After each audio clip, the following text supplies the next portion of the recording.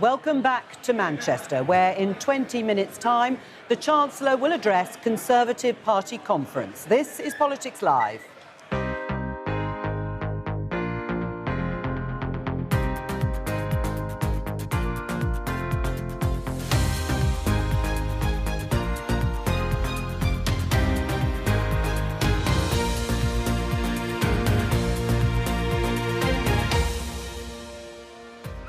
Joining me, Conservative MP Anthony Browne, the Financial Times' Stephen Bush, and former Conservative advisor Joe Tanner. In 20 minutes, we'll be hearing from the Chancellor, Jeremy Hunt. He'll promise to increase the national living wage to £11, and there'll be sanctions and incentives to get those on long-term sickness benefits back to work. So, we know quite a lot about what we think the Chancellor, Jeremy Hunt, is going to say. Of course, there has been a row just ahead of conference and no doubt over the next few days over the issue of tax and whether there should be tax cuts now or at least before the next general election. But my opening question for our guest, starting with you, Anthony, is whatever the Chancellor says today or pledges to do, is there any chance voters will feel better off by the next election? Well, certainly. I mean, the economy is showing signs of growing faster again. We've had the new figures from the ONS. We've now got the fastest growing economy, major economy in Europe. Unemployment is half the level it was in 2010. Yeah, but will people feel better Earnings are rising. With the last month's figures, earnings are rising faster than inflation. I mean, it's no doubt the cost of living crisis is still with us, but inflation is coming down. The economy is picking up. Confidence is slowly returning. So hopefully by the next election, in a year or so's time, people will feel better off. Do you agree with that, Stephen? I mean, particularly on the issue of inflation, the rate at which prices are rising. The government says it's their number one priority, and yet it's still at 6.7%, 6.8%, costing people a lot of money in their pockets. Is there any chance voters will feel better off at the next election? Well, I think relative to the amount of upward pressure on prices even a month ago, yes. All things being equal, provided there isn't another price shock of some form or another. I think objectively the statistics will be pointing in a positive direction for the government. But of course, for most people, they will still feel much worse off than they did 5 years ago. And for most, we see this in all of the polls, and indeed when, we in very different capacities go around knocking on doors, right? But we all hear, and what people think of when the government says inflation will be back down is that those price increases will be unwound, which is not going to happen. So I think the trouble for the government is that, particularly this kind of final phase of the Conservative government, is they'll have quite a good story to tell in terms of calming the markets after the Liz Truss experiment, inflation going back down, but that will sound a little bit like their Marie Antoinette figures to most people in the country. So a good story in terms of the stats, but in terms of the politics, maybe not a very good one at all. What do you think, Joe? Do you think people will feel better off at the next election? Yes, compared to perhaps the last election. Yeah, I mean, it's what period are you comparing it to? And which individuals, how do you measure feeling better off? It depends for a lot of people what that means. For people that had mortgages, that their rates went sky high and they might have locked into a deal that actually wasn't that great. As interest rates start to come down, are they going to feel locked into a deal that they wish they hadn't got locked into, but they were worried it was going to get worse? Are there businesses that have been struggling that actually might have laid people off? Are there going to be people that aren't in jobs that they were in 2 years ago, for example, or 4 years ago? So, it's relative for different people. The principle is that I think there's probably a fair group of people that will feel that under the Conservatives they haven't fared that well. So Jeremy's got quite a big challenge ahead. Well, he has indeed, and as I say, he'll be taking to the stage for his big conference speech, probably just after 2 o'clock, speaking for probably 25 minutes to half an hour. But there has been another issue raging again before conference and no doubt being discussed on all of the fringes, and that is the issue of immigration and migration, following the Home Secretary Suella Braverman's speech recently in Washington, where she said, amongst other things, that multiculturalism has failed. Here's David Davis, whom I spoke to earlier, former Brexit minister and leadership contender, responding to that. Every policy you have has got wrinkles and issues and problems along the way. But broadly speaking, actually, the story of multiculturalism since the the Second World War in this country is a success, not a failure. Do you believe in the Rwanda policy to Well, no, outsource? I'm known not to. I mean, look, the House of Commons has made this decision. We've got to try and make it work. But the simple truth is, I've never thought that would work. And in any event, the sort of turning around and saying, "Oh, the courts are stopping us doing what we need to do." No, no. What happened was the court said, "These specific individuals you have selected wrongly." The court was doing what they're supposed to do, and that is make the government obey the law. You know? So I think it's an area of policy where it's quite easy to make headlines. It's quite easy to create an argument with somebody else, with liberal London, if you like. But actually, the facts of the matter say ECHR is working fine. The policy's got to be worked through properly. Let's see if it works. But where will you be at the next general election if the Conservative Party, having had a discussion about the European Convention on Human Rights, decides in its manifesto, we're going to leave the European Convention? Well, I will differ from them. I will just say I don't agree with that part of the manifesto. Look, very often when people argue about this, they cite a case from the past, which I was involved in. And that was when the European Court said we had to give prisoners the vote. Now, it's a bit esoteric, but it was very controversial at the time in David Cameron's day. I stopped that by having moving a motion in the House of Commons which overruled the court. So, this is a much more subtle area than people realise. The court has overstepped the boundaries before in the past, and we've pushed it back and they've accepted it. So there are lots and lots of ground between where we are today and removing ourselves from the European Court and European Convention, which would undermine existing treaties, reduce our reputation in the world at large for being a law-abiding country, give succour and support to other countries who pulled out, like Belarus and Russia and so on. Talking just before about Brexit, about the referendum, isn't part of this the suggestion from the Home Secretary and other senior politicians about looking at perhaps leaving the ECHR, finishing what Brexit began? It's got nothing to do with what Brexit. I mean, Brexit has nothing to do with the ECHR. First, Controlling your own borders, getting a handle on your own immigration policy. Well, let's take control of your own borders. We should look around and take lessons from other countries. We allowed something like 80% of Albanians who applied for asylum here into the country early on. Sweden, social democratic, civilised Sweden, a part not just of the ECHR but also of the ECJ, wrote its laws in a way which did not transgress the case law of the ECHR, and they have said no to every single Albanian asylum seeker, and nobody's taken them to court. So it's our bad writing of the laws, not the ECHR, that's the problem. And time again, the people who make this argument make it from a point of view of simply not having checked the law properly. Well, that was David Davis talking to me earlier today. Let's welcome Miriam Cates onto the panel, Conservative MP. David Davis is very clear. You do not need to leave the European Convention on Human Rights in order to control the UK's borders. Well, let's see, because the Supreme Court are about to rule on whether they think that is true or not. And I would agree with David that there's nothing wrong with the actual law, the legislation, the agreement that was made a long time ago, just after the Second World War. The trouble is, the ECHR is a living convention, and judges have interpreted it more widely and more widely over the years. And so now it's this enormous piece of legislation, of case law, that goes far beyond what was originally intended. And therein lies the problem. And thanks to the Illegal Migration Act, we do, in theory, have the power to refuse to acknowledge their decisions, but whether or not that happens in practice is yet to be seen. So I do think we have to be prepared to leave it if we need to in order to protect our own borders. But there's been a failure of government policy on its own terms up until now. Rishi Sunak made that very clear pledge. There is a big difference between legal and illegal migration. The government's also slightly rewritten the rules on that. But they said, or he said, he would stop the boats, and yet the number of people coming across has gone up. Brexit was supposed to be the moment at which numbers would perhaps come down or at least be controlled. That hasn't happened. It's a failure of government policy, nothing else. Well, let's separate out legal and illegal migration, because they're obviously two very different things governed by different law. So on legal migration, we are in control over the number of people who come here. And it is a failure of government policy that we set the bar so low in terms of work visas and student visas. I agree with that.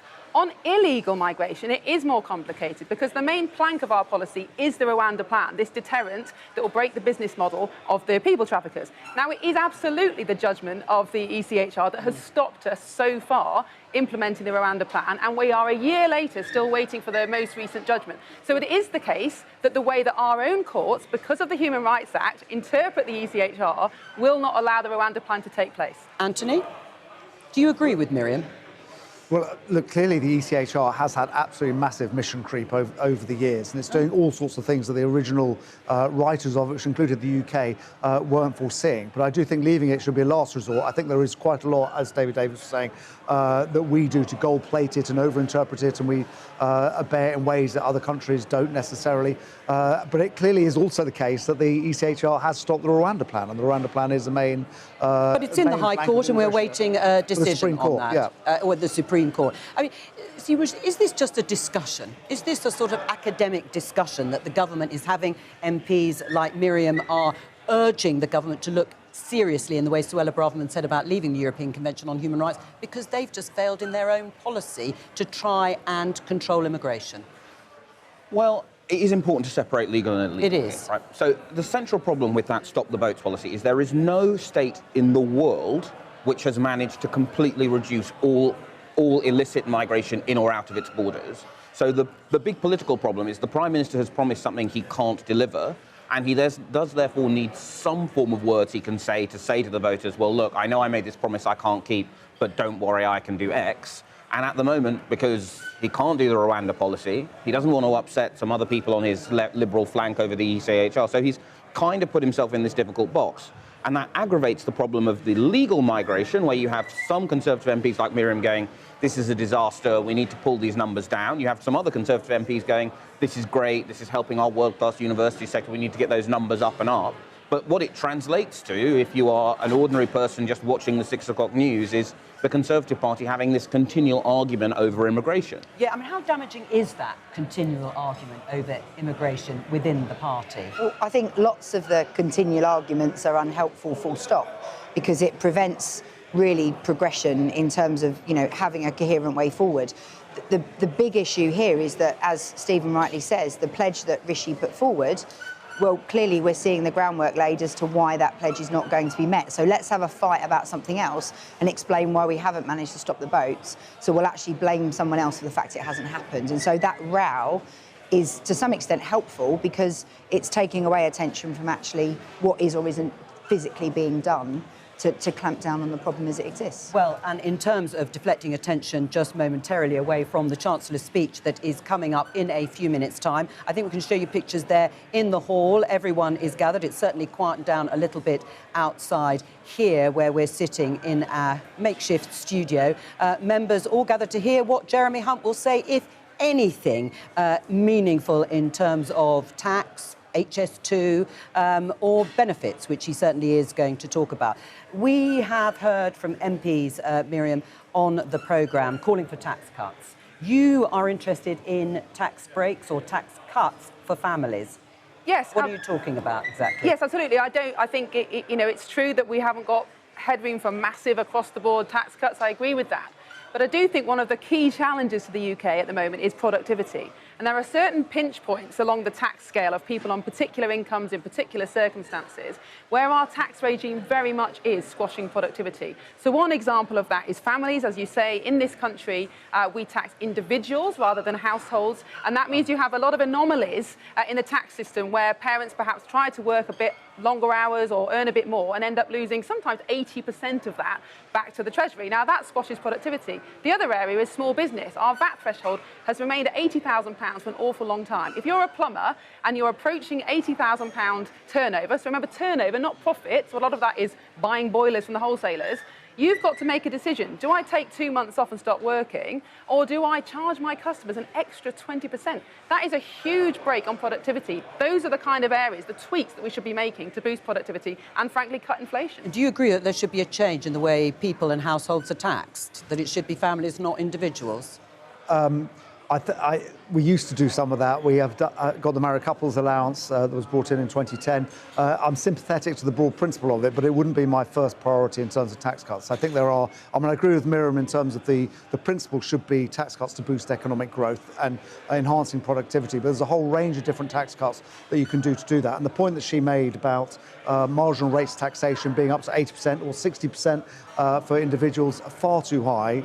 Broadly, if somebody's working extra hours, they should keep the majority of what they earn and not have to hand it to the state. And that's what I'd urge the government to look at. But it's not a priority, your first point, in terms of having some sort of tax breaks for households rather than individuals. Well, I think it absolutely should be a priority, because what we're talking about here is people on ordinary incomes in ordinary situations being willing to work more hours or take a promotion. Now, you're not going to do that if out of every single pound you take home, you have to give 70 or 80p back to the Treasury. Nobody in their right mind would do that, and that itself is a break on productivity that we could fix relatively easily by tweaking the system. Before I get Andy to respond, there's Rishi Sunak, looking chipper, actually, taking his seat there in the hall. Of course, you remember a year ago it was Liz Truss, and we were awaiting Kwasi Kwarteng to stride onto the stage.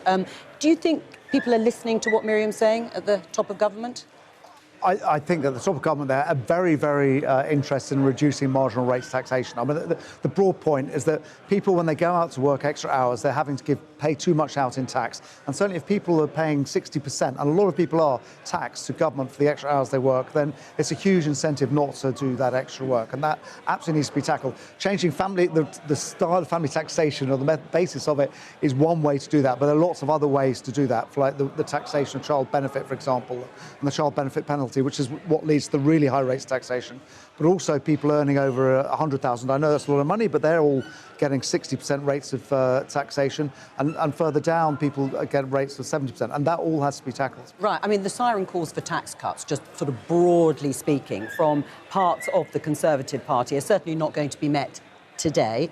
They might be looked at in some sort of pre-election giveaway, but one of the biggest issues that's discussed are the freezing of tax thresholds, which mean far more people are being dragged into a higher tax rate. That surely is where people are paying much more in tax.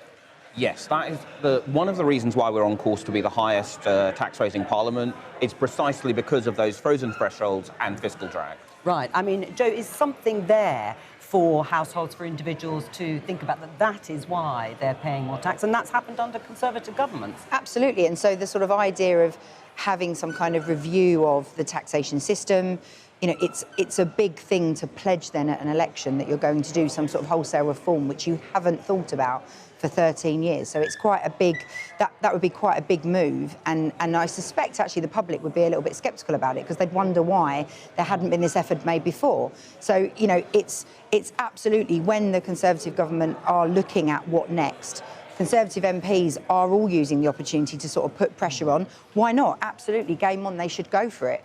But you know, then it's kind of what is the big divide between Labour and Tories at the next election? What does that look like? Do people believe they're going to be worse off under a Labour government when they've looked at how they've experienced the last 13 years? It's a big ask for people to sort of put their faith in someone else. Right. I mean, you are part of a group of MPs lobbying the Prime Minister and the Chancellor on a regular basis.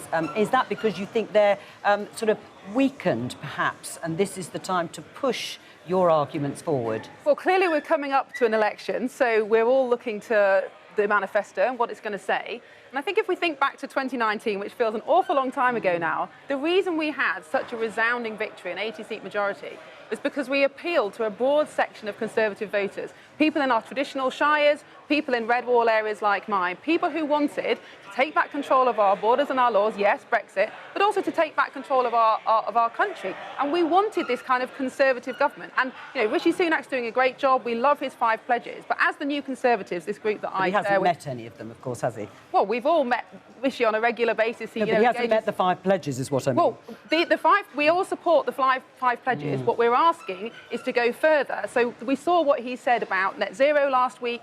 The common sense of that cut through, and we've seen, you know, a modest increase in the polls. So we're asking for more of that, these common sense policies that really appeal to the voters, the realignment of voters that we were so successful with in 2019. Those are the kind of policies that should be in our manifesto. Would you like to see more rowing back on net zero commitments? Look, I'm all in favour of pragmatism. I mean, I'm very committed to getting to net zero.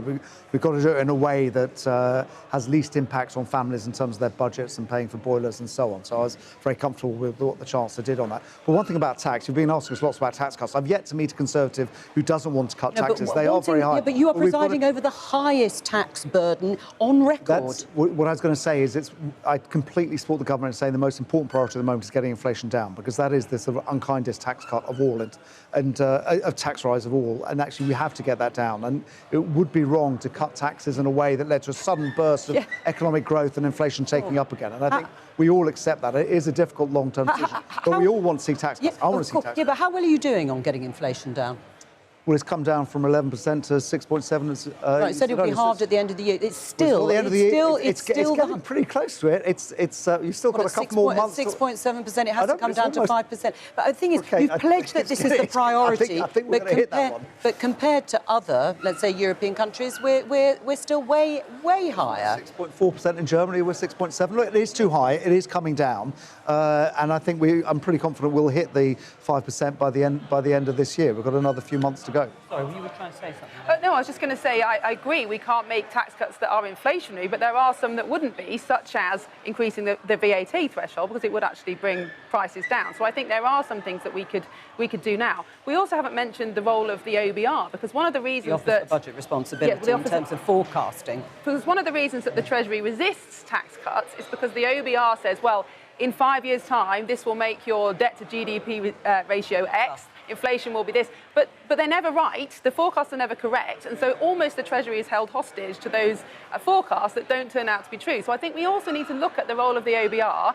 and the OBR that was brought in, I think, by George Osborne, absolutely. Yes. But to at least look at their modelling and whether or not in the past it has been retrospectively correct, and what that impact that should have on tax cuts now. I mean, in people's response to what they perhaps think is technocratic arguments still comes back to the issue that inflation is high. It's still costing people an awful lot of money. And this is a party, the Conservative Party, that is not united or unified in terms of its mission when it comes to the response on the economy. Liz Truss was just at a Fringe event. I think you were hanging around outside. An awful lot of grassroots Conservatives were there attending it when she's calling for tax cuts to corporation tax, fracking, and a major house building programme. That doesn't show a party unified in its mission. No, exactly. I mean, look, this is the big problem, right? Right now, all of the Conservatives on this table are talking about tax cuts. But let me tell you, if Jeremy Hunt stood up and said, here's my plan for tax cuts, another group of Conservative MPs would start talking about the awful spending cuts this involved. And one of the big problems at this conference is, broadly speaking, the Conservative Party agrees and it doesn't like where it is right now, but it's not very agreed on where it would like to be next. And until they can get that basic level of agreement within themselves, I think it's unlikely that the political position is going to improve all that much in the country. I mean, we had Chris Skidmore, Conservative MP, on the first programme, Joe. And, hold your breath. Here's Jeremy Hunt, the Chancellor.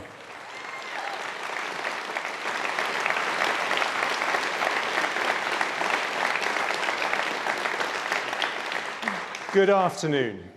The last time I spoke at conference was as Foreign Secretary 5 years ago. After that, I thought my time in government was over. So it's great to see the PM getting the over 50s back into meaningful work. I do, however, have some very youthful under 50s in my ministerial team. So thank you, John Glenn, Andrew Griffith, Vicky Atkins, Gareth Davis, Jojo Penn, Mark Fletcher, Paul Howell, Anthony Mangle and Andrew Stevenson for their brilliant work.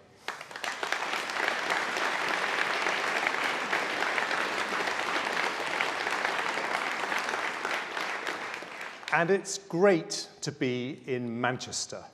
Since 2010, this great region has seen unemployment halve, nearly 200,000 more jobs, and 6 new tech unicorns. Labour mayors talk up the problems, but it's Conservatives who chalk up the jobs.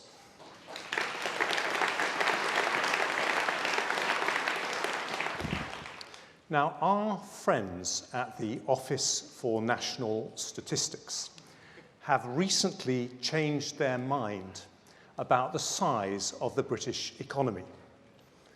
They had been saying we were the worst performing large European economy since the pandemic. But we weren't the worst, we were one of the best. Since the pandemic, we've recovered better than France or Germany. We've grown faster than both of them since we left the single market. And since 2010, we've grown faster than France, Germany, Italy, Spain, Austria, Finland, the Netherlands, and Japan. So to all the pessimists and declinists who've been talking us down, we say this: don't bet against Britain. It's been tried before and it never works.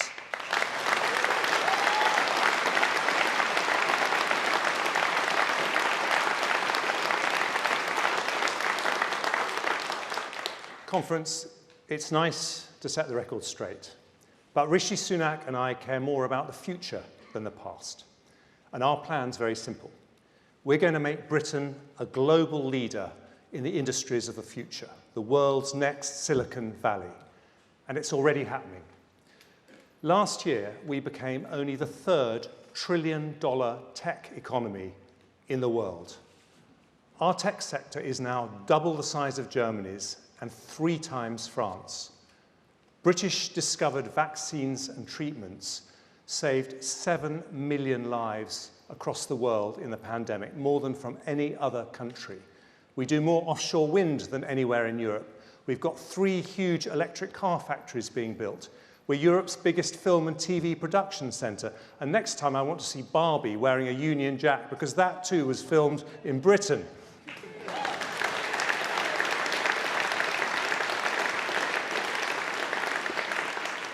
My Mansion House reforms are part of that, because they'll help fast-growing companies source billions of pounds of extra capital. We don't just want them to start here, we want them to stay here, because as we become a science superpower, there's nowhere better to be. All this happens not from quick fixes, but from long-term decisions, which is what you get with Rishi Sunak. We Conservatives know if you get the economy right, everything else comes right too. So right now, we're focused on bringing down inflation. Nothing hurts families more when it comes to the weekly shop, heating bills, or pump prices, which is why the Prime Minister's pledged to halve it. And we're getting there. It was 11%, it's now down by 40%. The plan is working. And now we must see it through, just as Margaret Thatcher did many years ago. Conference, when we halve inflation, that's not a 1% income tax cut. It's a 5% boost to incomes compared to if it stayed the same. But just as we're succeeding, what's Labour planning? Some £28 billion a year of new borrowing. The Institute for Fiscal Studies say borrowing on that scale risks fueling inflation and keeping interest rates higher. Labour can change the fiscal rules, they can dress it up as responsible, but if they increase borrowing, they increase debt, and that means higher taxes, higher mortgages, and higher inflation for families. That's not an economic policy, it's an economic illusion.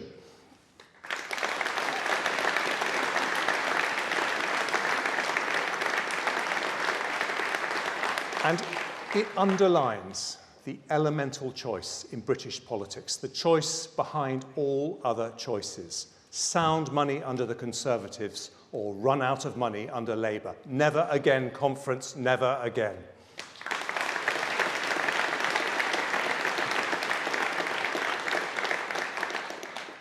Conservatives will always protect public services, but we're also honest about the taxes that pay for them. After a once-in-a-century pandemic and the biggest energy crisis in a generation, the level of tax is too high. We were right to protect jobs and families, and thanks to Rishi's furlough scheme, we recovered faster from the pandemic than others. But with an aging population and a war in Europe, public spending is still growing faster than the economy. Now, some say that's inevitable. The Institute for Fiscal Studies said last week it's likely to be what they said was a decisive and permanent shift to a higher tax economy. Conference, they're wrong. We need a more productive state, not a bigger state.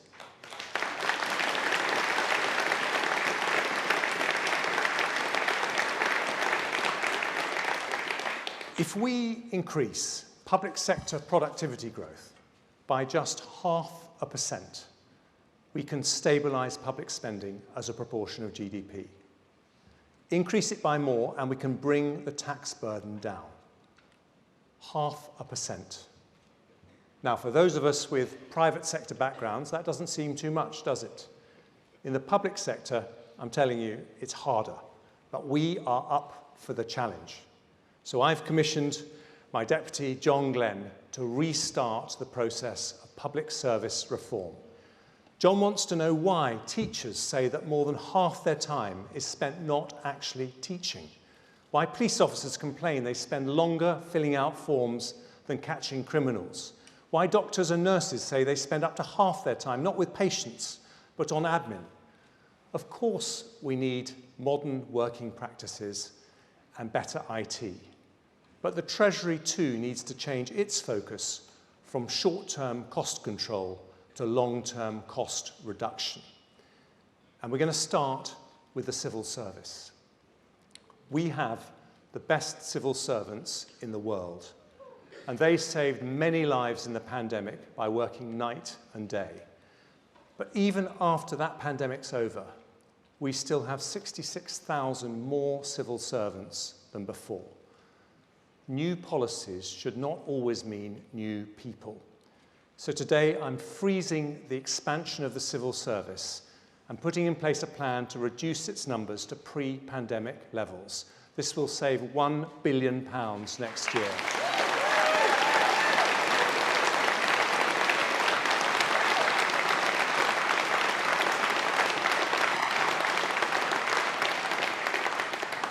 And I won't lift that freeze until we have a proper plan, not just for the civil service, but for all public sector productivity improvements.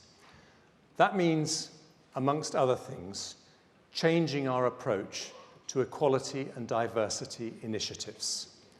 Smashing glass ceilings is everyone's job, not a box to be ticked by hiring a diversity manager. But I'm going to surprise you with one equality and diversity initiative of my own. And trust me, you'll like this one.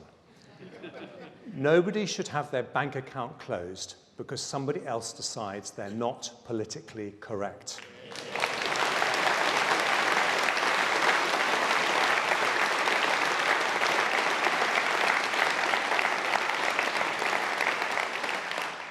We'll tighten the law to stop people being debanked for the wrong political views.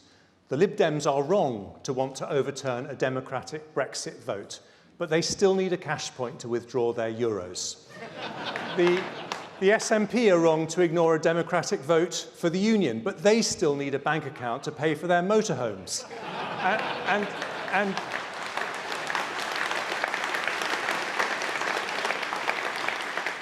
And even Keir Starmer, who's wrong on just about everything, needs his trade union cash so he too can have a bank account, just never the keys to Downing Street.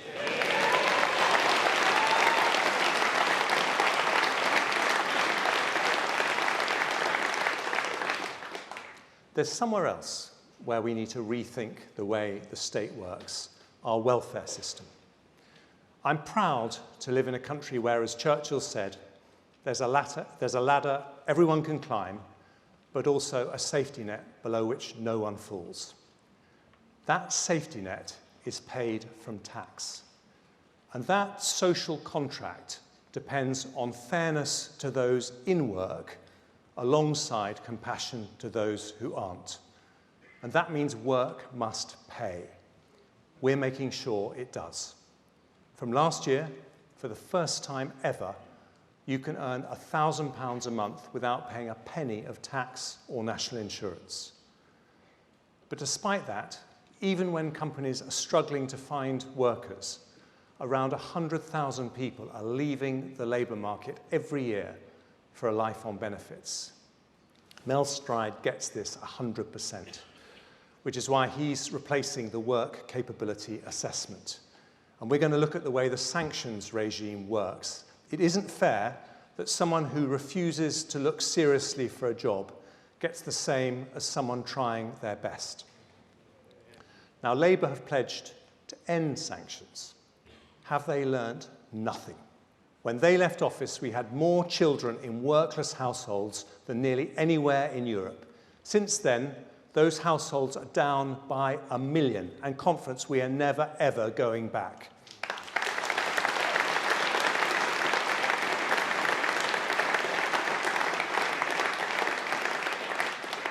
So to make sure work continues to pay, today I take a step forwards towards completing another great Conservative reform, the National Living Wage.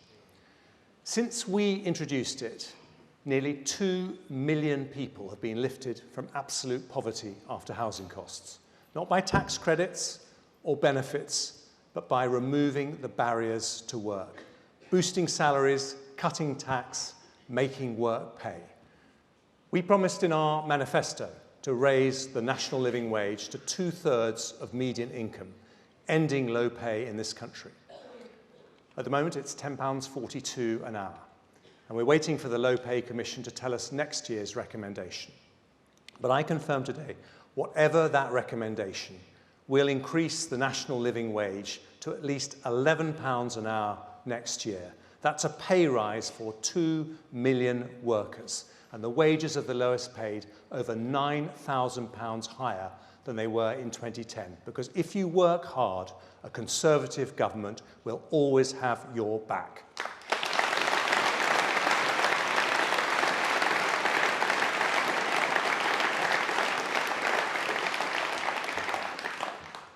It's easy to support higher growth, better public services, and lower taxes. Harder to make it happen. In Britain today, there's only one party prepared to make those difficult decisions. Our party and our Prime Minister, whose diligence and tenacity have given us the Windsor Framework, the Atlantic Declaration, the Trans-Pacific Trade Deal, and the NHS Workforce Plan, whose own life story shows just what's possible with education, aspiration, and hard work. His story and our story. More growth, more jobs, more doctors, more nurses, better schools, less poverty, less crime. Conference, it's time to roll up our sleeves, take on the declinists, and watch the British economy prove the doubters wrong. Thank you.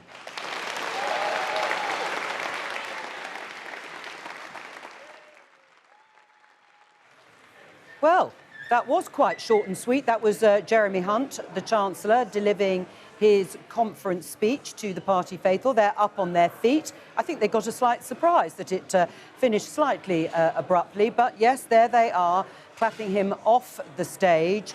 He talked for about just over 20 minutes or so and outlined some of the things that the government will be looking at, including the benefits regime. No actual firm concrete policies as yet, but certainly be looking at it. Stephen Bush and Joe Tanner, my guests, are still with us to discuss the speech. Starting with you, Joe, what did you make of it? It was short. Yes. That seemed incredibly short. I mean, the economy is one of the biggest issues, and yet it was, for me, it felt like a short speech with not a great deal in it. Right. What do you think that says, Stephen Bush, about what the government has to say on some of the key issues of the day when it comes to inflation and tax cuts and people feeling better or worse off? Well, in some ways it's a reflection on some of the divisions we heard across this table from our two MP guests before he started speaking. Then he had a strategic choice he could have made there, which is to say, look, there's a divide in this party and I am on X side or Y side to take on and try and resolve some of those divisions. And he's opted not to. Instead, the dividing line he wants to draw is effectively with the Institute of Fiscal Studies, who have said, look, we are on a trajectory to higher taxes because we have aging population, darkening geopolitical situation. And essentially he's saying, no, look, I think I can hold that rise in tax down. We can continue to have lower taxes than the European average and, pretty good public services. And I have a plan to do that through increasing productivity, freezing civil service recruitment. Now, That's quite a big ask. It's possible he can pull it off. But I think in many ways, the reason why that's the more tempting choice if you're a Conservative Chancellor right now is it avoids having to take on those divisions. I mean, one of the things, as I mentioned, is about the benefits regime. He made quite a big play to Mel Stride, the Work and Pensions Secretary, about how they are going to get a lot of people, and there's been a huge increase in the number of people who are on what you would call long-term sickness benefits. But there is a problem at the heart of doing that. Yes, you can have a bit more stick rather than carrot and encourage people who want to go back to work and give them incentives. But if it is down to perhaps mental health issues, for example, how is that going to... Or something else, a physical health issue, and you can't get an appointment to see a GP, you can't get your referral to a hospital, you know, there's a cycle, there's a chain of things that go on here. So it isn't just about I don't believe there is a suggestion that there's a bunch of people who are just not interested in going to work. Mel Stride himself said there are a lot of people where sickness is an issue, and mental health is a big problem since the pandemic. It's a big problem in schools as well. Yes. And so the fact that there are the problems with the health system and how that then engages means it doesn't really matter what incentives you put in, whether it's sticks or carrots. Actually, how are you going to help those people get better so they can actually hold down a job? I mean, do you think it was the right priority, or one of them, to look at the benefit system? Of course, the cost of the welfare bill is something, no doubt, that Jeremy Hunt would like to see come down. But with that sort of issue at the heart of the benefit system, it's not going to be that easy. Well, so this is a political line which was very successful for the Conservatives under George Osborne. Yeah. But one quite big change since then is precisely that we have a lot of people who are long-term ill because they can't access the medical health they need. Now, in terms of the detail of what he just spoke about, I think he's actually talking about a much smaller number of people who are seeking work rather than people who are too ill to work. But I think the political danger is I think most people will hear it and they won't go, oh, you're talking about this teeny tiny 100,000 people who are seeking work. They'll go, well, my friend used to work and they've been waiting, 18 months for a hip replacement. Why haven't you dealt with that? So I think that although there is a real political issue around this comparatively small group of people, I again would worry if I were a Conservative strategist that all people hear is that much bigger, much more expensive to tackle problem of people who are long-term sick, and I would think, oh, why are they proposing more stick to deal with the problem of the long-term sick? What do you think the reaction will be from people here? You've been mingling around some of the fringe events and talking to people, and we were discussing it while the Chancellor was talking too. Do you think they get it, people here, as to what they're trying to say, Jeremy Hunt and Rishi Sunak? I think to some extent, yes, but at the same time, everybody is frustrated when they see these people being interviewed and they can't answer a question and everything's being put off. And, every year we have an autumn statement, we have that fiscal event, and yet there is a party conference before where they can answer questions, and yet there's this big kind of tussle, which is, well, we're going to talk about that later. We are in the very place, for example, with HS2, where it would be ending, and yet nobody can answer a straight question on that. So it is incredibly frustrating, and I think people will feel slightly annoyed. I think they will feel that they aren't getting the full truth, they aren't getting the answers. And it looks very evasive, which is just not a good look for any politician. Well, this is a good point to invite and say hello to the Treasury Minister, Gareth Davies, who joins us now after that speech. Thank you for running from the conference hall. It was quite short, wasn't it, the speech? Did it feel like he just didn't have quite enough to say, Jeremy Hunt? I think he said quite a lot, but the main message, obviously, was that we've got to control inflation. That is the number one priority, and from that we can grow our economy and be a country that really invests in the high growth industries that will serve us longer term. We'll come on to inflation in just a moment. Joe Tanner was just saying that actually people are frustrated here, the party faithful, that they can't get clarity on some key decisions. We are hearing that HS2, the leg to Manchester, to the city where you are holding this year's conference, is likely to be scrapped. Is that the case? Is that what you've been told? Well, I'm not going to speculate and comment on speculation in the media as you wouldn't expect me to. But what I can tell you, they would have been briefed probably by ministers. But what I can tell you is that the British public would expect us, whenever costs overrun on a major infrastructure project, we're going to have conversations about that. We're going to look at that, the viability of that, and that's what's happening. Right, but in terms of a message that is coming from government, you can't tell us about HS2, despite the fact that we've been discussing it for days and that we're based here, where your conference is in Manchester. And also, we've got two messages on tax cuts. Rishi Sunak and Jeremy Hunt have both said it's unlikely, certainly at the moment. Michael Gove, a member of the same government, said yesterday very clearly, I want to see tax cuts before the next election. Who's right? Let me add to it. We all want to see tax cuts. Before the next election? We all want to see tax Before cuts. the next election? When the time is right. And what we've been very consistent and very clear on is that the number one priority right now is tackling inflation, bearing down on inflation, which is a tax on everybody. It's a tax on businesses, and individuals and families. That's why we're on an important downward trajectory, but we can't cut taxes based on borrowing. We're just not going to do that. Right. In terms of tax cuts, though, and the tax take, every Conservative says that they want to be, and the party is still, a low taxation party. But of course it isn't. Let's just show you some headlines for a report from experts. They are the Institute for Fiscal Studies. The Evening Standard. Rishi Sunak set to preside over biggest tax-raising parliament on record, say experts. And I think we can also see a headline in The Guardian which talks about the same thing. UK households face tax rise of £3,500 a year by next election, says the IFS. How can you ever say you're the party of low taxation when we're presiding over the biggest tax-raising parliament ever in recent history? Well, first of all, I think it's right that we stepped in during two global shocks, the pandemic and the energy crisis, with a significant package of support, which I think we need to appreciate needs paying for. And so countries around the world have high taxation, and we've certainly got higher taxation than we would like. But again, I would just point out the fact that we've invested significant sums in the British people. The furlough scheme allowed us to grow faster than most countries in our competitive landscape because we invested that cash. Yes, Now, and you're absolutely right about the global shocks, and everybody was affected by it. But actually, the Institute for Fiscal Studies has said that the tax rises brought in by your government have largely been the consequence of a desire for higher government spending on things that predate the pandemic, such as manifesto promises to expand the NHS workforce and hire more police officers, and a September 2019 declaration to be turning the page on austerity. Now, you've willingly raised taxes, rightly, maybe, before the pandemic.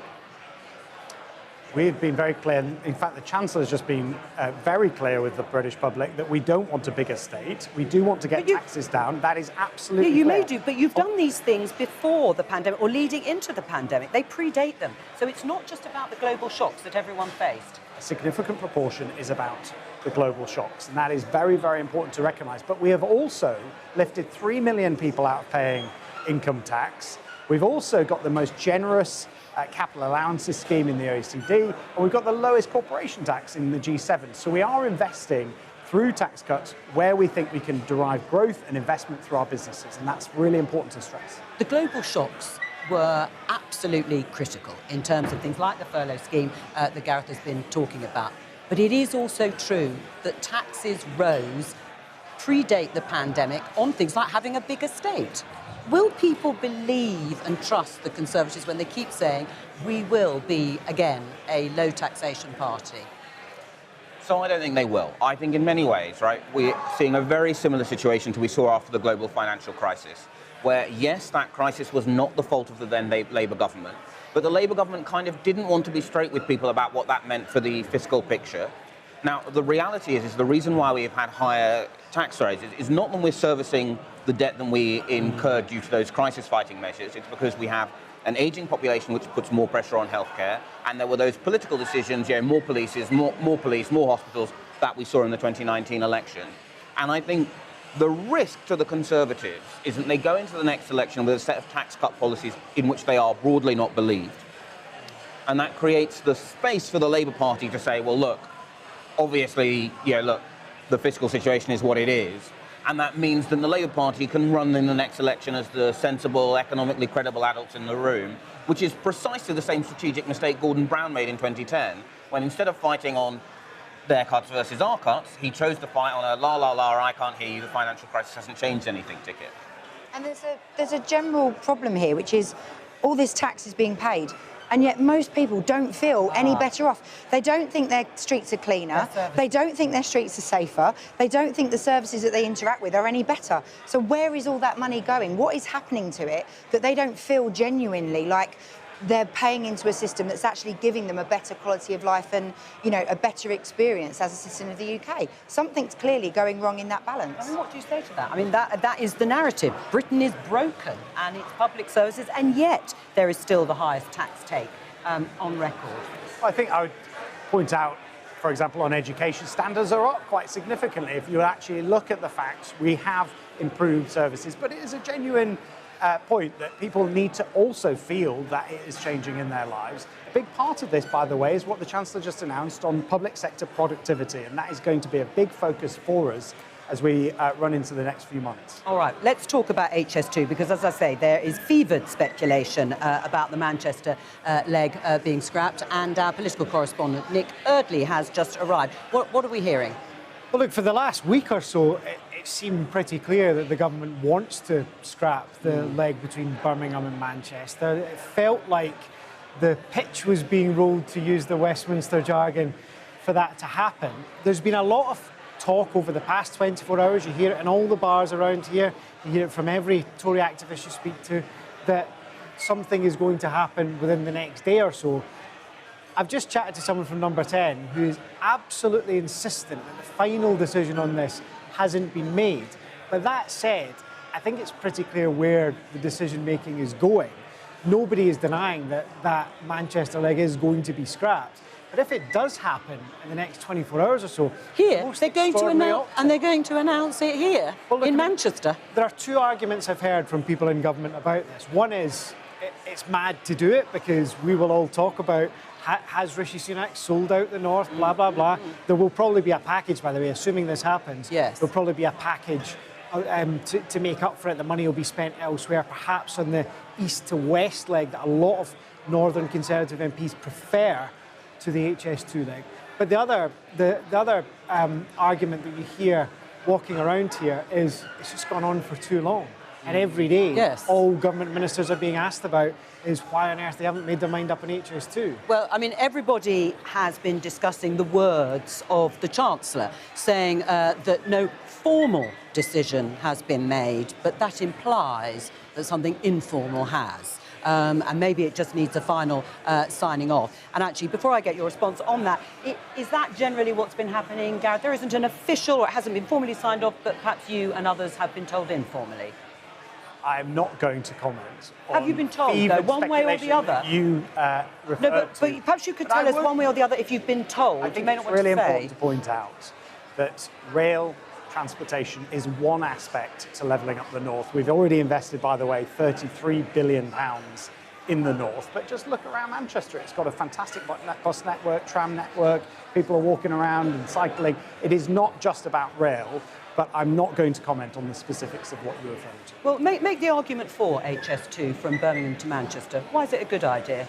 I'm not going to comment on the speculation that you're trying to I'm not drag me speculating. into. Is there no argument left then to say that it is worthwhile pursuing this project, high-speed rail from Birmingham? As you would expect, whenever taxpayer money is spent, we will review each project, not just at the beginning, but as it goes along, to make sure that it's offering value for money. I'm confident that that review work is going on. But what about the billions that have already been spent? I mean, tens of billions of pounds, and you're going to say you're not going to go on with it? All that money, or a large proportion of it, will have been wasted.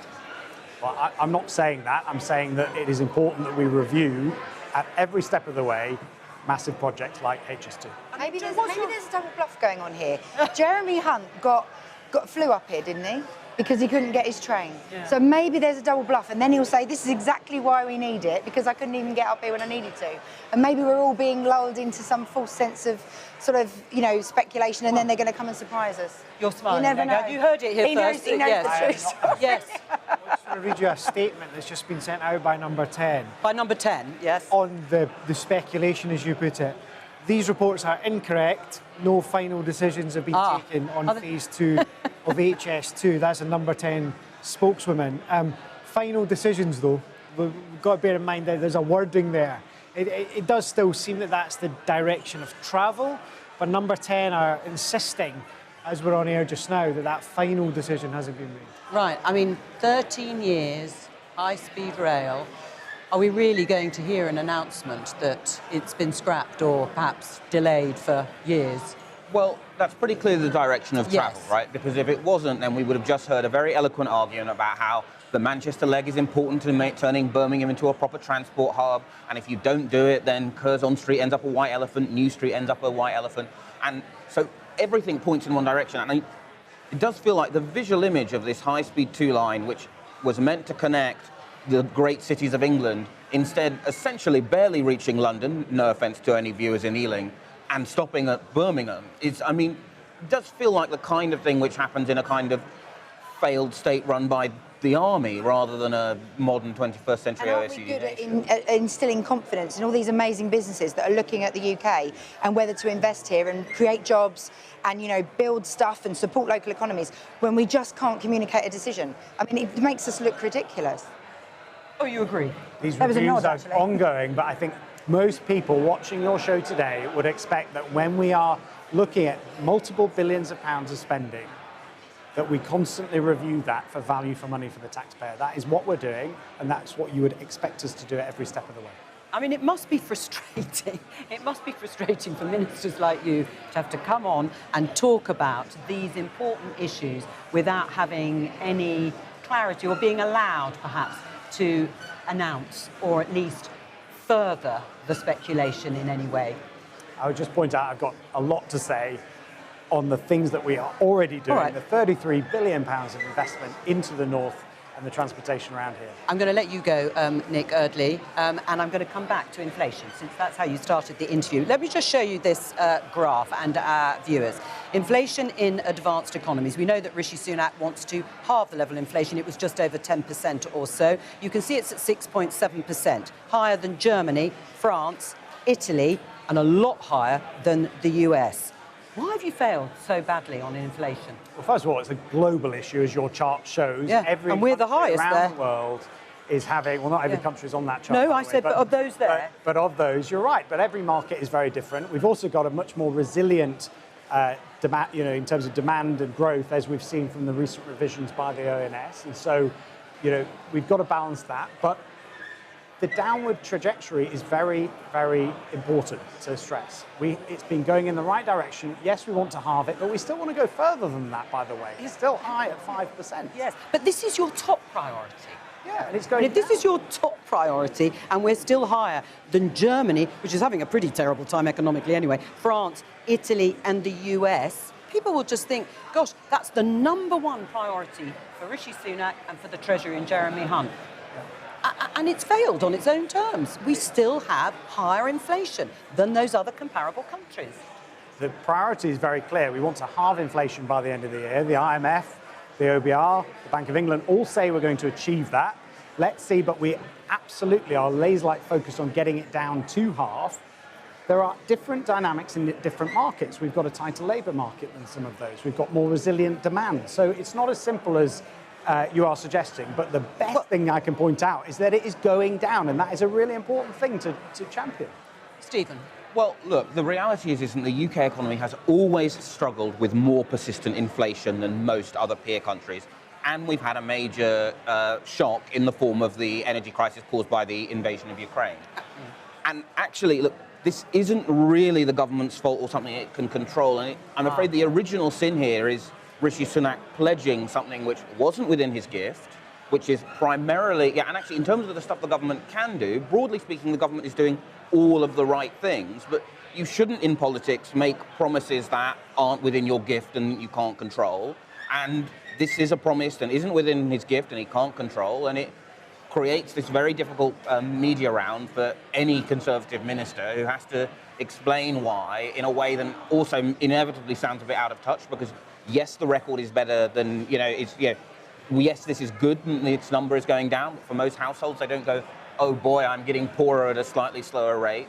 It just is a bit of a nightmare for the Conservative Party. Sorry, I've got to respond to that. Yeah. The IMF disagree with you. They've outlined that we've taken decisive action on inflation. You all know the primary method of bearing down on inflation is through monetary policy and our independent Bank of England. What we can do in the Treasury is one of two things, or both.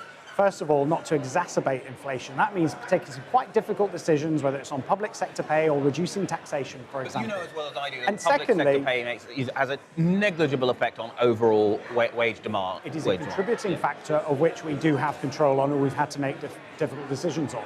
The second area, though, which the IMF have outlined, is that we have levers to pull. So we can freeze fuel duty like we did, and that helped with inflation. The energy price guarantee, the OBR said, would take off 2% of headline inflation. So it is not the case that it's easy sailing and we can't do anything about it. There are things that we can do, most of all, making sure that fiscal policy is aligned with monetary policy as the Bank of England bear down. Surely you accept most of that remain. If you don't hit your target, it will be because the monetary arm has not, for a whole bunch of reasons. I'm not saying the Bank of England is necessarily to blame either. But surely you accept that part of the problem here is that pledge has made you the sole owners of a problem that was not born in Downing Street and where many of the solutions lie well outside of it. By making it a key priority, what we're saying is we're not going to exacerbate inflation, and we're going to use the levers that we have to get it down, like the energy price guarantee. But I've been very clear. We have to make sure that fiscal policy is aligned with monetary policy as they bear down through interest rates. Joe? I just sit here I hear a lot of noise, and I think this is a debate that's gone on and on and on. And, you know, the big question is, when this inflation target is hit, we go into election mode, and this all just gets even worse, doesn't it? And the public just end up just as baffled at the end of it about what that really means for their own finances. Well, let's just pick up on a tweet that has just appeared from David Frost, who was the former Brexit minister. He was part of the cabinet. This is his response to Jeremy Hunt. I don't often say this, but well done, Jeremy Hunt. We can already get from London to Manchester in 30 minutes, even without HS2. And that's because the Chancellor flew from London to Manchester. A modern society needs more flights, not fewer. Do you agree? We need all modes of transport to make sure we're as productive as possible. Mobility of people is one of the key factors for productivity growth. That includes rail, it includes roads, it includes air and by sea as well. So we need all of it. But not HS2 from We Birmingham need to all Manchester. modes of transportation. That's why we've invested 33 billion in the north of England. What do you make of the tweet from David Frost, Joe? Just wondering if we should check his register of interest and see if he's got a side gig with some sort of airline or an airport that have got an interest in this issue. There's obviously a jibe there at Jeremy about taking that flight, but it doesn't solve the bigger issue on how we ensure people can travel up the country effectively. Well, no one is ever going to fly from Manchester to, say, High Peak. And of course, the thing that High Speed 2 does, it allows you to free up those local railway lines by putting the big trains on this big new high-speed railway. So that tweet, I think, does show a slight confusion about what High Speed 2 is for. It's not really about the speed of London to Manchester. That's a nice benefit and optional extra. What really matters is that it allows you to have more local routes on smaller rails. That's why the Birmingham to Manchester leg is really important to Birmingham as well. Yes, they have the benefit of the London bit, but what they need is to be able to unlock all of those local journeys in the West Midlands. Well, and of course there are roads, aren't there, and drivers too. And Rishi Sunak made quite a big thing about wanting to restrict 20-mile-per-hour limits that have been brought in by a number of local authorities. So having waged war on the motorists for 13 years, you're now doing an about turn. That's not what we're saying, and we've been very clear that we don't agree, for example, with ULEZ, which is adding the ultra-low emissions zone. Significant cost to people in London and the South East. So why did you legislate for councils to have to meet air quality targets? One of the easiest and perhaps most obvious ways is to bring in an ultra-low emission zone and charge for it. We want to work with local authorities. It's important that we do devolve wherever possible, and decision-making should be taken at a local level. But where we think it is having a disproportionate impact on people's incomes, or where we think it's not having an impact on things like clean air, we will say that. And I think the British public would expect us to do that. Yeah, what did you make of what Rishi Sunak has been saying on green policies more general, moving some of the targets, delaying, watering them down, according to his critics, and this specifically on 20-mile-per-hour limits on drivers? It feels like someone reminded the Conservatives of Mondeo Man and the value of Mondeo Man's votes. because it feels like they've suddenly remembered that there's a group of people who actually don't rely on public transport but do rely on their cars for lots of different reasons. And there's a very interesting point that Gareth just said there, which is, we're very pro-devolving, but actually we won't devolve if we don't like what you're doing. And that's then quite a big ideological issue, because if you're actually voting in a local government, a local council that is not the same colour as the governing party, this kind of row between the national approach and the local approach is going to be increasing all the time. So I personally, I think there's a value in 20-mile-an-hour zones in the right places, but there has definitely been a creep of those. But this is clearly about something that's polling well, and the Tories are going with it. Stephen, is it going to be a vote winner? Well, I think it's one of the things people do really understand their council does. And it clearly has been a vote winner in areas where the council has got it wrong. But what would worry me if I were a Conservative MP is it didn't seem to do the 1,000 councillors who lost their seats much help in May. So I think unless we have delivery on those big things of the economy and public services, it's not a shield I would want if I were a marginal MP in the West Mids, for example. I mean, Chris Skidmore, once again, he was here, very much a supporter of green policies, thought it was cat-handed, this whole idea, because you've got Conservative authorities who have already introduced 20-mile-per-hour limits. What do you say to him? What I'm saying to him is that we are taking a very pragmatic, proportionate, realistic approach when it comes to the green agenda. We're building off a very strong base. As the British public know, we've decarbonised faster than any country in the G7. So we are able to make sure that we don't have a disproportionate impact on families and businesses.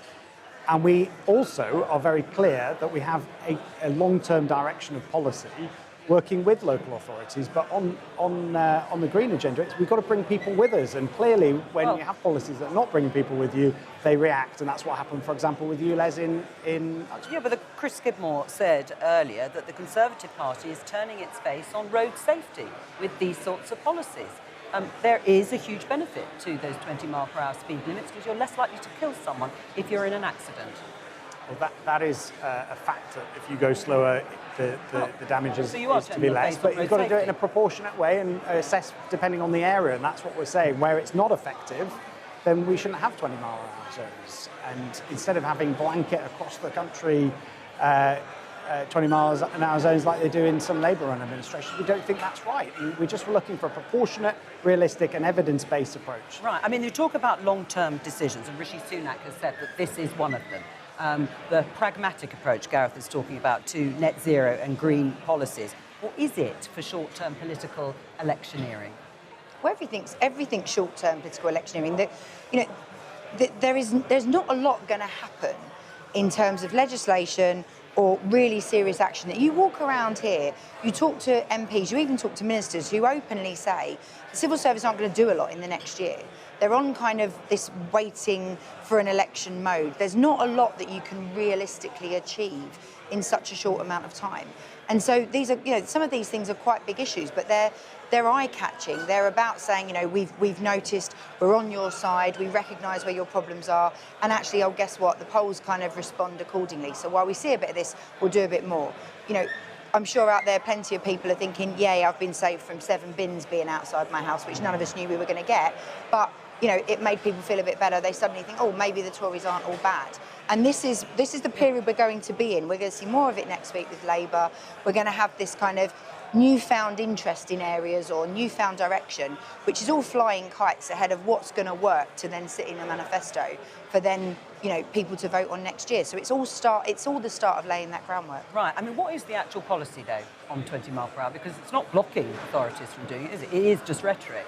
I think it's a Department for Transport lead, but I think it's something we're looking at very carefully, as you know.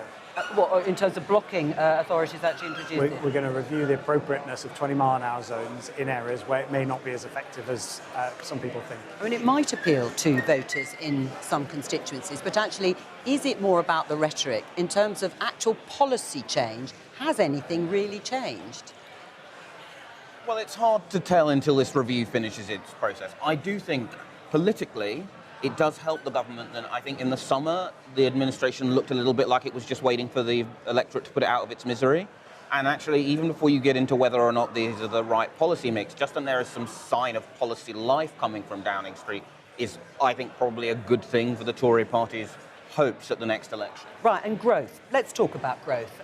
What does it really mean? I'm sure when people watch this programme, they think it is literally just an economic term. It doesn't really change anything for my day-to-day cost of living and bills. How are you going to get the economy to grow? Well, it is already growing, and you'll notice the ONS have revised up quite significantly their previous estimates. One of the things during the pandemic that we did was the furlough to connect people, employees, with their employers, so when we opened up, we were able to grow faster, and we did. And that's true, coming out of the pandemic. But when you take it back a little further, pre the pandemic, perhaps after the EU referendum, growth has been pretty anemic, hasn't it? Obviously, we're always trying to grow our economy. Well, I realise what the markets want and what businesses want is certainty, and they want stability. And obviously, when we left the European Union, as we figured out the new arrangement with our friends and partners with the European Union, there was that uncertainty, just as there was uncertainty through the pandemic and the energy shock. But what we are doing is being very clear that we want to increase workforce participation, we want to boost business investment. Those are the things that can grow our economy, and that will grow our economy in the years to come. Right, I mean, tax cuts, of course, would be one way of growing the economy, but of course they're seen as inflationary. And also, crucially, we are spending a lot of money on the public service promises that the government made and on debt interest. So there also just actually isn't really the fiscal headroom for major tax cuts. So I think, although, of course, Jeremy Hunt is someone who would very dearly like to cut taxes, he's not bluffing when he says that. He's also not bluffing when he stands up and says, look, it's very difficult. And it's, I think, fairly likely that there won't be the headroom for the big tax cuts than many people in this conference crave. Right, I mean, what sort of growth are we talking about, though, Gareth? On the basis of the policies that you have now, there's no predictor of any return to high growth levels, is there? Well, we're doing everything we can to ensure that we achieve high growth, and we're already predicted to grow faster than most of our peers, Germany, France and Italy. We will be growing faster than them. What are those things? What are the things that we're doing? So first of all, we've got to boost workforce participation at the budget. We made a series of childcare reforms, as you will have seen, and today the Chancellor outlined that we want to tackle those who are on benefits, get them back into work. We want to have a look at actually the long-term on that. sick. Sorry to interrupt. I don't mean to interrupt you, but just while I think about it, otherwise I'll forget. On the benefits, why not until 2025? Why is this review taking all this time? That will be beyond the next election, which you are, possibly likely to lose. I think it's right that we take our time, review it properly to get those back into work. We've been very clear that work is the best route out of poverty. We've been clear that we want to get on the back and side of workers with the minimum wage that the Chancellor just announced. He will be rising to £11 when it comes out. But just on this point of growth, all year we've heard from forecasters that we'd be in a recession by now. That hasn't happened. All right. We've seen significant uprating by the forecasters. For that period coming out of the pandemic, but as I say, you can take a broader period. You could take from 2010. You could take since the EU referendum. And as I say, growth has been low or anemic at best. We want to grow our economy, but we have to appreciate that we've had 3 global shocks in the last 15 years. 2 have happened in the last 3 years. That inevitably has an impact, but we are very focused on boosting business investment. By the way, in the world, we've got the second largest FDI stock just to the United States, right? So we're already building off a very strong base. We've got some of the world leading academic institutions. We've got a competitive tax regime. We've got lots of the fundamental pillars that will allow us to grow through business investments. How do you view what you've just heard from Gareth in terms of, yes, a year perhaps till the next general election for some of these things to happen? The benefits regime, a new one, wouldn't come in until afterwards. And that's the problem. It's not dissimilar to this issue about 7 bins and other things that we apparently have been saved from. It's a lot of talk about things that are going to happen, but not actually anything that people are going to see in reality, they're not going to see anything physically delivered. So it's lots of talk about things that we're going to do, lots of talk about what we'd like to do, but not actually anything that's being delivered. So Gareth's absolutely right. There have been some improvements in the economy, but not enough for people to fill in their pockets. All right, that's all we've got time for. Thank you very much to you, Gareth Davis, for joining us from the Treasury, and to my other guests, Joe Tanner and Stephen Bush. I'll be back tomorrow, of course, with more Politics Live from the conferences at 12:15 here on BBC Two and the iPlayer, and on Wednesday 11:30 until 1:30, an extended programme to take in the Prime Minister's speech. And on Thursday I'll be back in London with more Politics Live at 12:15. But from all of us here, have a very good afternoon. Bye-bye.